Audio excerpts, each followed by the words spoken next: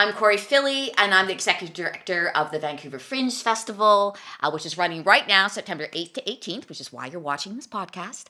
And we are on the third day of the festival. I can hardly believe that. I'd like to acknowledge that we are on the unceded traditional territories of the Musqueam, Squamish, and Tsleil-Waututh peoples, and it is an honor to live, work, and now fringe on these territories. I'm the Fringe is going, I don't know, gangbusters, blockbusters, it's going, man.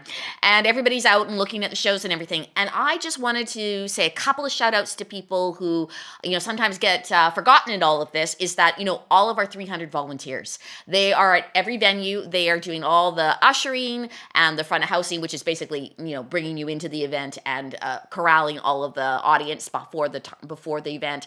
And also, anybody who is wandering around the volunteer shirt on, they're doing a lot of hours for us, and we want to thank every single one of them. So thank you all out there. I also want to say thank you also to our board who has stepped in. They're all volunteers as well, and they've stepped in to do some dispatch and maybe a couple of box office shifts. So thank you very much, board. Really feel your support and appreciate it very much. And finally, I want to say thank you to our donors. They are coming out in droves to see the shows. They're re-upping for their donations, which you can do on a monthly basis. I know. And so it's been really, really great to see the kind of support and just its renewal of the energy into the Fringe. So that's really terrific. So I've been so excited about actually talking to this person because when I saw the title of the show, it reminded me very much of my salad days when I worked for Women in View, which was a festival that supported and initiated women's work. And so we're very delighted to talk today with we said it, Reagan Shrum. Yes, sorry. It's because I asked twice, right? Reagan Shrum, and her show is Neurotic Erotica. Yeah. Which is an interesting show unto itself. Good thing to unpack. Yes. Do you mind if I ask a couple of questions ahead of time and then we'll just get into it? I am from Vancouver. Mm-hmm. I'm born and bred here. Do you mind me asking what city you're from? I'm currently living in Victoria, but I was born in Hamilton and lived most of my life in the States, actually. Oh, wow. Yeah. Okay. So can I ask you, well, two things. One of the things is how did you get from the States up here again? And also, where did you develop your love for theater? Yeah, so my dad worked for the YMCA, and his job was to basically take over why that was failing and then fix it up, and then we would move. Oh, wow. And that happened a lot in the States. So we moved around quite a bit. And then when I was looking for universities, Canada, because I was a dual citizen, Canada just had such a more robust university experience compared to US. Basically, you go right into your major compared to in the US, you have to go kind of grade 13, 14 in all of the subjects. And I knew I wanted to be in the arts somehow, and I knew I didn't want to do math anymore. So I went to University of Victoria. And did actually art history. And that is my background, is working in as an art historian and in museum field. I had always had a theater bug. In high school, I was always in the crew, though, and not... I was very anxious, nervous child. So I wanted to be on stage, and I loved watching movies. I loved going to Broadway shows. And then it wasn't actually until really the pandemic that I started to get into theater. Oh. Yeah. That is a very interesting thing at the same time that everybody's being isolated from each other. Yeah. Oh, interesting. So how did that spark it? That's a really interesting, that's a different route than I've heard. It's a very different route. Yeah, right? Yeah. I had always wanted to take classes at the Upright Citizens Brigade in either LA or New York, and it's really famous for its improv. And I had always loved watching improv, and I just never had the opportunity to do that. And when the pandemic started, they all of a sudden had all of their classes online. And so for 2 years, I took as many classes as I could, all online. It was really fantastic. people from all over the world, because UCB was a really well-known and still a well-known place to do comedy. It was really lovely to interact with people from Ireland and people from India and people from the States. And from those classes, I then started to write this play from like little skits I was doing through the classes, basically. Wow. Yeah. Wow. Mm-hmm. That is really cool. Yeah. It's such an interesting thing. I mean, the two gentlemen in the room with us, they work with me at my former job, and we did live streaming for 2 years, a lot of people are doing, trying to get people to work and trying to just like keep that spirit of live performance alive. And it was really fascinating to see that connection that could be made, somebody anywhere in the world could be watching what you're doing or watching what you taped or you know what I mean? There was that kind of instant connection. How very interesting. Yes. And very different to like perform. A lot of times I would do it through like Twitch or through YouTube Live. And you don't have the audience. Yeah. So it's a very different experience of like looking through chats and people literally typing out clap, clap, clap, compared to when I then first started to perform in person and really loved the experience of like interacting more with the audience. Yeah. That energy that comes off an audience, they become another character, right? Yeah. Like, that sort of thing. Yeah. That is really interesting. Yeah. That is the first time that I've heard anybody say exactly this story, right? Yeah. I mean, a lot of people said we're often creative ahead of time, or they got into theater late, as you were kind of talking about it. I mean, I don't know what late is anymore. I'm sorry. Yeah. There's not really there's not really a normal, if we want to say, for that. Yeah. That was quotations, anybody who's just listening. And they're not normal for any of that. But I haven't really heard anybody, and if they were going to do something creative that they hadn't done before, it often was something solitary. You know what I mean? Yes. Like writing or something like that. I mean, you kind of had a combination, obviously. Yeah. And I had pre-pandemic, I'm also a practicing artist, but a social practice artist. Mm-hmm. So a lot of that, I mean, I still put on a persona, but it's about facilitating conversations or facilitating ideas. So it is theater-like, but it's a very different experience. I'm more caring about taking care of an audience. Because I deal with a lot of big themes that can be like big themes like grief. And so I need to make sure I take care of the participants who are doing the social practice with me, compared to theater.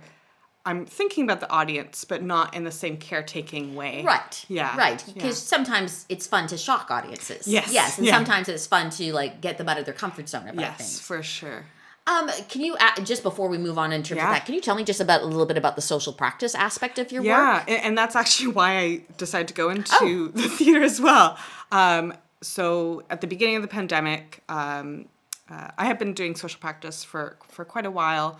But one of the things I really wanted to focus on was the aspect of grief in particular, because so many people I knew were grieving in different ways, grieving, deaths or just the loss of life pre-pandemic in terms of like wanting to travel or visit friends.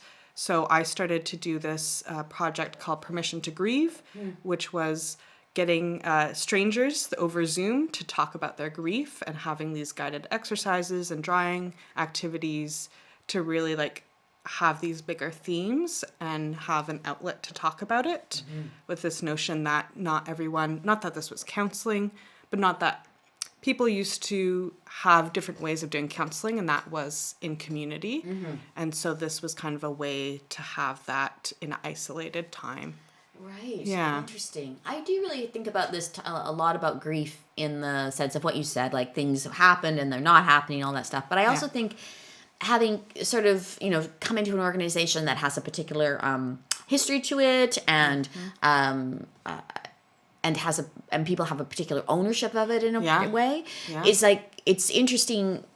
Because I was, I've been talking to colleagues, obviously, and we had a little bit of a panel yesterday, and one of the panelists said, I'm not the same person I was like 3 years ago. When I go in and see a show or I go and do a thing, I realized I was sitting there different. Yes. Not so much that the work was different or anything like that. Though, Yeah. yes, possibly and probably, but also just that how I was receiving it and how I was seeing the world was just different and irrevocably different. You know what I mean? It Yes. was never going to be the same. Yeah. Yeah. For sure. Yeah, and how to manage that, right? I mean, Yeah. it's both interesting, sort of as a, like if you're observing yourself, of course, and also really kind of disturbing at the same time. Yeah. Yeah. Yeah, for Yeah. sure. Interesting.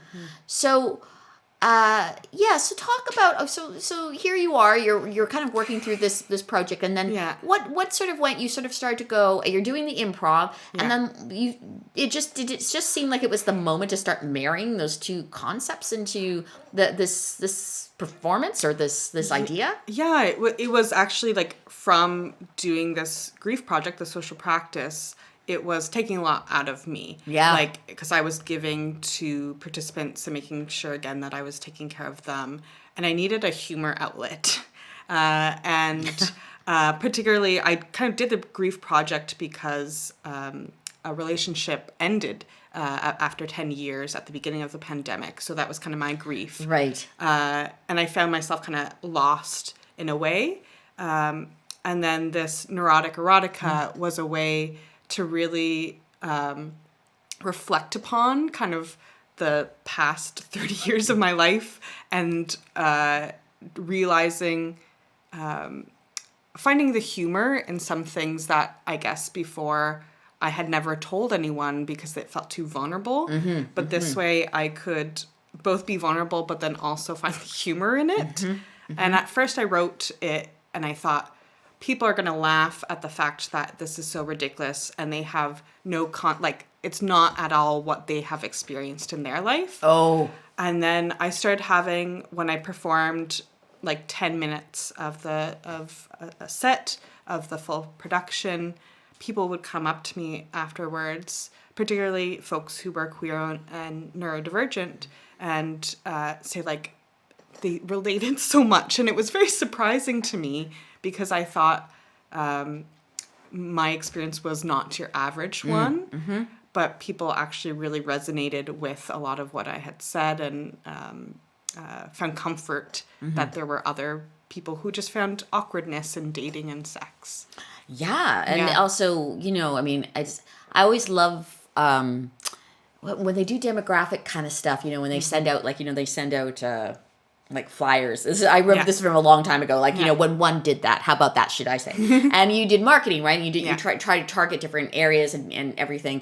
And you would target, like, say, a postal code that just as kind of a direct drop, no addresses, but just as an idea of all that, just going out there to see if people would be interested from this particular neighborhood. And what it's such a weird thing to note that they were saying, or how about a reflective thing to note, was it was like, people like to think that we're all very, very different, but actually it has shown that people who live in certain areas often have a very shared commonality in terms of how they see the world.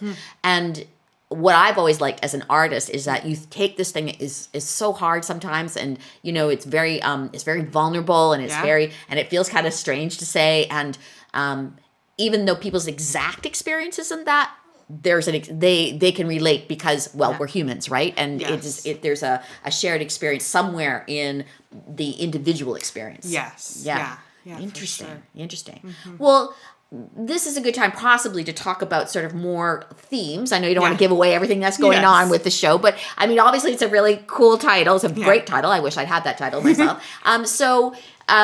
Can you kind of in a general way talk about the show and what kind of, however much you want to do it. Some people don't like to talk about everything all at once, but just to get an idea for the audience about what they would be expecting when they came.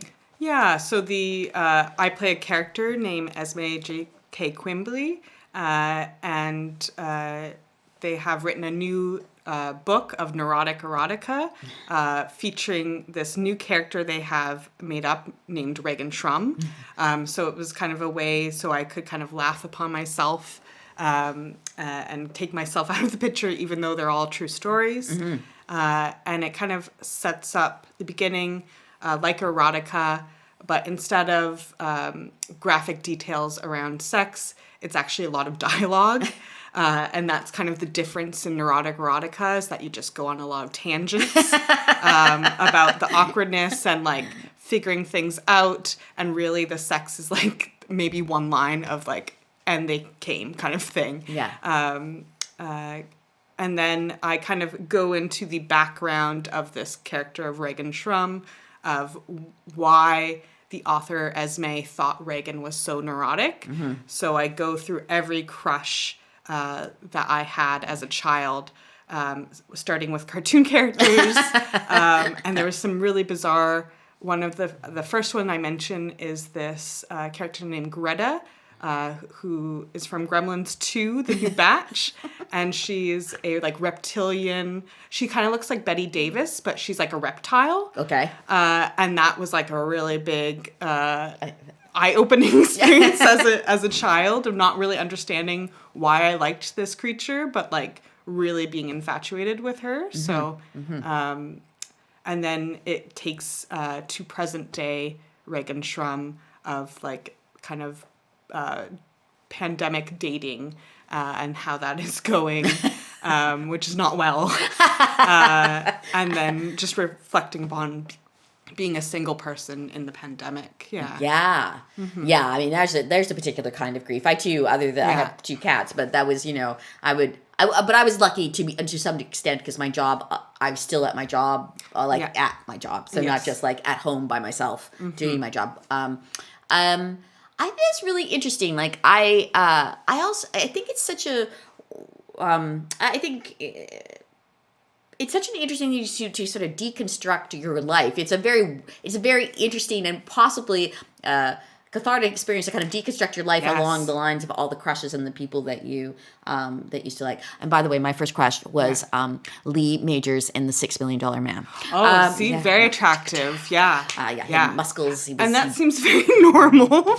I get people coming up to me and telling me their crushes, and I love it. I love learning about who their first crush was. Yeah, I just was like, oh, can't. If we were kind of the family that would like my mother did buy magazines, but not those kind of magazines where you would, I would have ripped it up and put it all over my, probably, and even his leisure suits really was very exciting to me. Very exciting to me. That was a diversion. I think it's also interesting too, because, there was a great, I don't know if you've seen Good Luck to You, Leo Grand. No. It's Emma Thompson and I forget the young man who plays her sex worker. But she's a person who's worked in religious education all her life. Mm-hmm. Her husband dies. Oh yes. And she now wants to explore her sexuality. Yeah. And basically it's been bad. Like her 30 years of living with this person or however long was bad. Yeah. And so she decides to hire somebody who knows what to do, younger, because she in her early 60s feels like she isn't attractive in that way to anybody who's younger. And devises this way. But as you note, a lot of it is just the conversation around the experience, right? Yeah.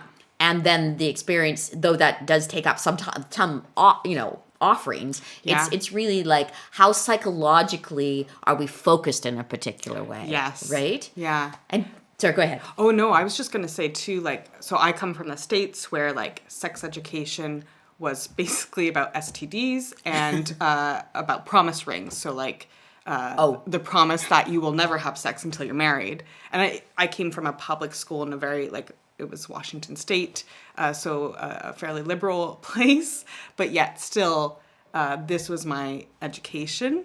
And I think because of that, it has also led to awkwardness of I remember when I went on one of my first dates in college was I had to Google, how do you kiss? I had to look up graphics of okay, when do you use tongue? When do you not? Right. And it's just this very strange experience compared to actually getting an education from someone or so that was my part of my awkwardness. No, I think it's a really good thing. It's I can recall, this is many moons later too, by the way. I was in a theater company and they're all women and everybody was talking about their first sexual experience or whatever. And I was very late to the party. Yeah. And when people were talking like when they were between 10 and 12 or 13 or something in there.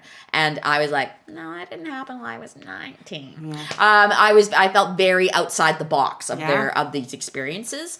And it's very interesting when you start, I mean, there's nothing to compare anyway, but at the time when you're of a certain age, you're like, I do not see myself in this landscape. Yes. Yeah. And I think it's particularly from like a queer experience too, because part of figuring out like sexuality, like you're figuring out your sexuality, your gender. And I grew up in a household that like, you know, I didn't know many folks who were out, who were adults. And so that's a whole different experience of like, you know, like this figure of Greta, she's actually a trans woman because in the film she takes a potion and she was male and she turns into a female. And part of me thinks like that was also intriguing to me as a person who's non-binary. I was noticed as I was writing this, I was really intrigued by these characters who are often like queer coded and like who you are engaging with to try to find yourself and try to like discover who you are, because often that can be repressed in folks. Yeah, for sure. And also I think maybe, and please tell me if I'm wrong, so anytime, is like, you know, I'm a cisgendered woman, and I'm heterosexual, and I find, you know, the torment of my, like, you know, of sort of coming to age in one's sexuality, and that's a big word, torment, but you know what I mean, that feeling of disconnect between what is supposed to be and who you really are, and all those other things, and how you're supposed to act, and as if there is a secret to all the kissing thing. It must, as a person who's non-binary and a person who's queer, it must be like every step feels also very public in a particular way that I didn't have to deal with, you know? Maybe not so much my experience, because, again, like, I was like in the gay straight alliance, but I was set myself as the part of the straight. Like, even though at the time I was like having these queer feelings, but I wasn't kind of out in many ways until university. And so it's a very different experience, I think, of, again, like grasping for queer experiences, but not really realizing that you're queer when you're that young.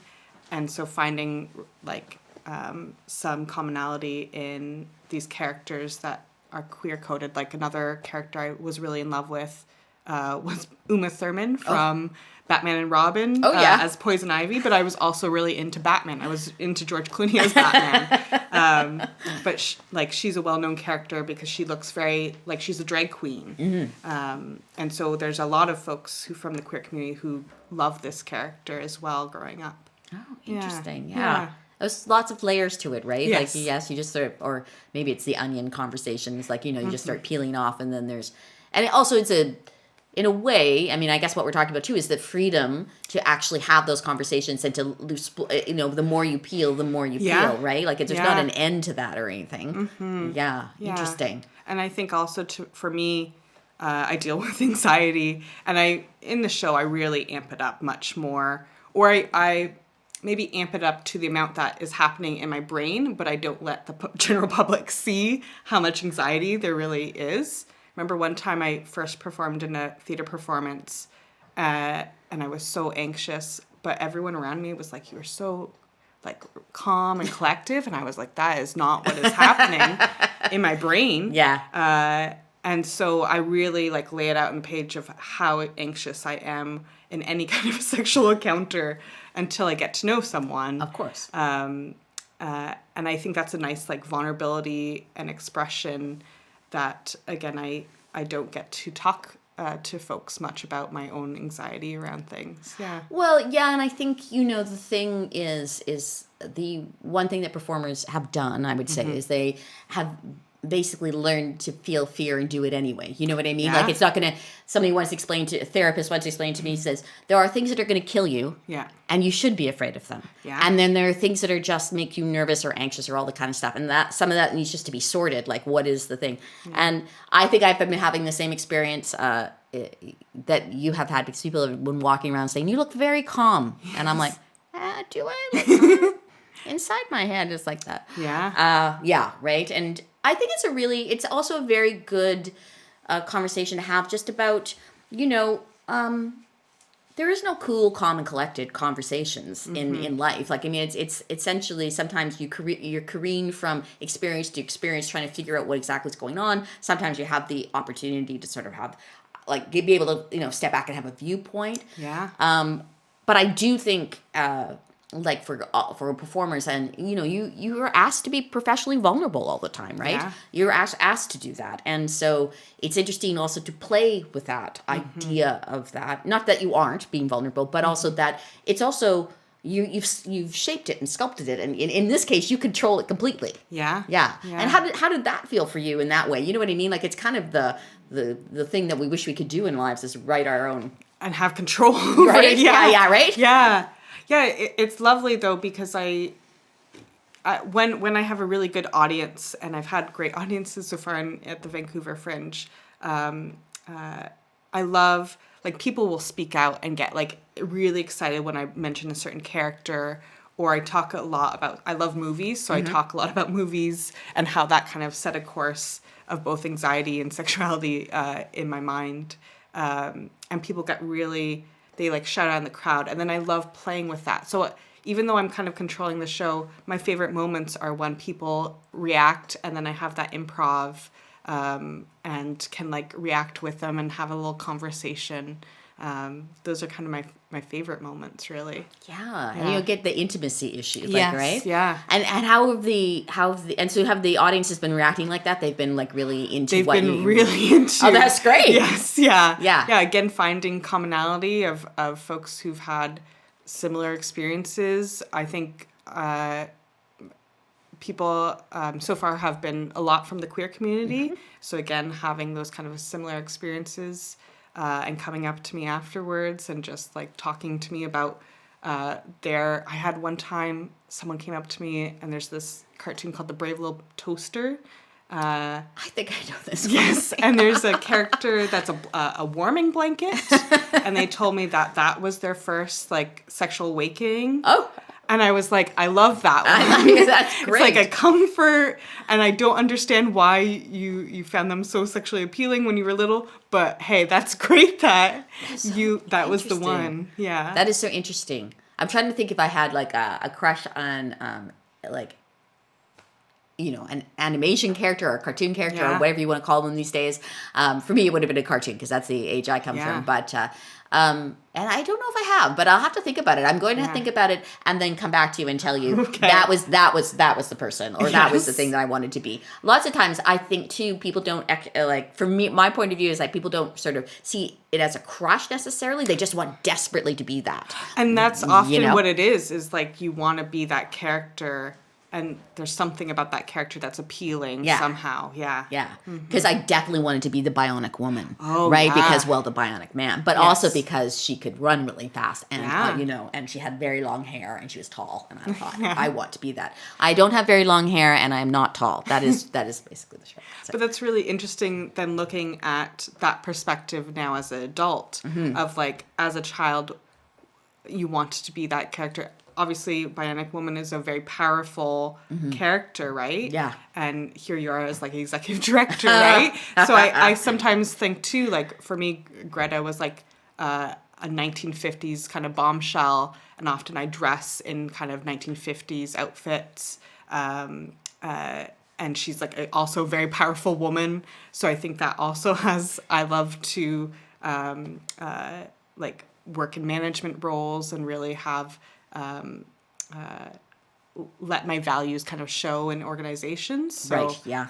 I think there's something to like finding that first crush or first kind of self-identifying character. Yeah. And then kind of looking upon that and reflecting how that may have developed as an adult. For sure, right? And also, be careful what you wish for sometimes, I think. Sometimes, yes.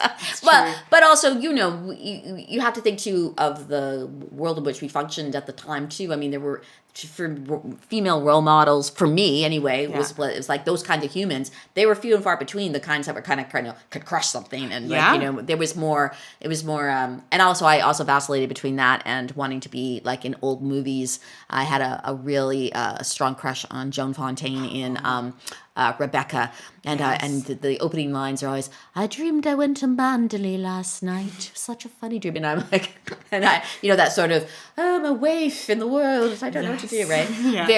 Very much, how much we push ourselves into projections of ourselves, right? Mm-hmm. Yeah, for sure. I shan't walk around going, "I dream, is life here? Is it happening?" That is very cool. I do think it's also, I love that whole aspect of, I mean, you really did it. You really, separated yourself into an alter ego to be able to then talk about yourself. Yeah. And analyze myself of why I did certain things, which was kind of like a helpful. Not that art replaces therapy, but it was kind of, for some people it does, for sure. Not for me, but not for me either. But it does, it's like a helpful practice again of like, distancing myself and kind of spending the time to reflect upon certain, like there were certain experiences that I kind of forgot about. Like the first time my mom attempted at like the too late age of 15 to give me the birds and the bees conversation. And like, I didn't kind of remember that until I started to like really investigate and write. And then I learned from my sibling that they never received the birds and the bees talk from my parents. So yeah. My parents were spotty on that too. Yeah. And they had 5 children, so Oh yeah. There was probably by the time it got, and I was the last one, so by the time it got to me, it was like, you probably know. I think. The assumption, I think. Very, very interesting though, right? Mm-hmm. So if you were going to sort of sum up your, this is your elevator pitch. Okay. It can encompass everything, but if you were going to say I was going to say to you, okay, tell me, what is your show about? Go. Yeah. What would you say? I would say it's a coming of age story about an anxious person who is just trying to investigate where their past was in terms of their anxiety and where their future may be headed, which I kind of end the show saying that every time I go to Costco and buy in bulk, I really question, will this bag of pretzels outlive my mortal soul, because I'm just buying bulk all the time as a single person. So, yeah. Yeah, I gave up my Costco card because it was making me depressed. Yes, yeah. It's a depressing thing, yeah. It was like, I'm never going to get through even the toilet paper, I don't think. Yeah. Mm-hmm. Well, that's great. Now tell me when your next show is. My next show is this Sunday at 9 p.m. And I'm really excited I'm currently working with Intrepid Theatre in Victoria. Cool. So great. And my next show is going to be a puppet show, a kind of a dark parody of Pee-wee's Playhouse, in which a former children's adult puppeteer has lost their job and is really depressed, but has saved all of their puppets from the show, so they put on this giant puppet show.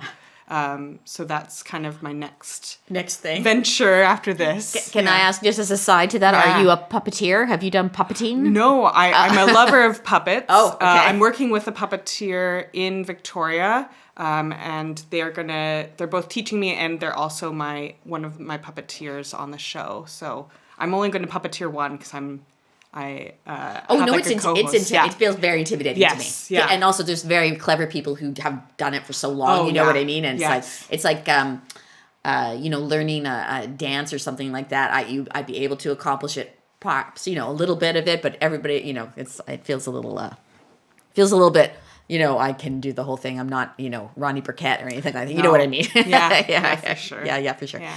That's very cool. Then when do you think that show is going to be go up? That'll be February or March, at the end of my residency in Intrepid Theatre. How exciting. That's very exciting. Yeah. Okay, so I'm going to say Neurotic Erotica is going to go up tomorrow. You can go to vancouverfringe.com. Just put into the search engine. You can find all the different places that it's going to be, or the different times it's going to be. It's been a pleasure to speak with you. Thank you so much coming in and talking to me. It's always so cool to talk to people about what their process has been and what the show has been. And it's been a very interesting conversation for me. So thank you so much. Thank you. I'd also like to thank Leap Creative Studios. Thanks so much, everybody, for tuning in today. We're going to be back again tomorrow. There's more people. And please go to vancouverfringe.com. There's a whole bunch of shows going on. 71 shows, I think, right now. And that's over 300 performances until September 18th. Thanks very much. Have a good day. See you tomorrow. Bye.